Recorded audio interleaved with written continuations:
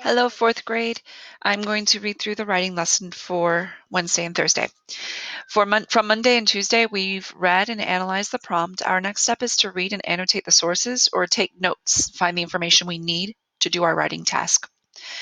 So our topic was where animals live. You can read through on your own, or you can continue listening to me read the source and show you how I would take notes or annotate.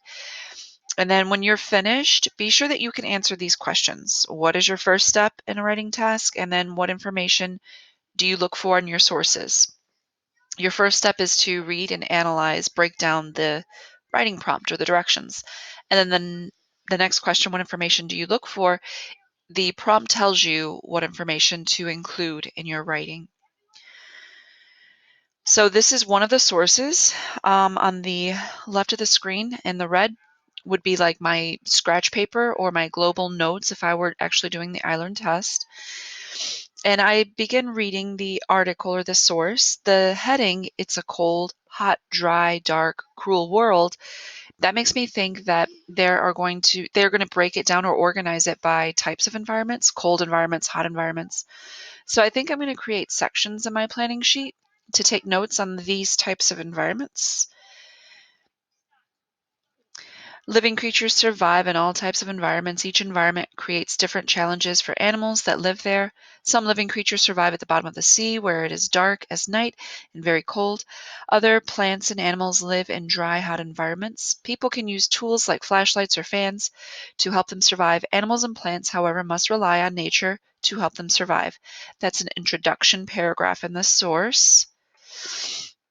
So again, my notes are in this red box over here. So when I read through these few paragraphs, it was discussing cold environments. I took a few notes about the cold environment. I found that cold environments exist in the South Pole. It specifically talks about an animal that lives there called an ice fish and how it prevents itself from freezing or dying. And then it also talks about penguins and how they are able to survive. And then in these few paragraphs, it discusses hot and dry. So I thought I would put that together, cluster that section together. I found that animals come out at night when it's cooler. That's how they survive in a hot and dry environment. They live in burrows, and cactus have roots that are like sponges that will soak up the water. And then in the last few paragraphs, it discusses dark and cold. But I don't have anything for dark environments yet, so I'm going to focus on collecting information for that section.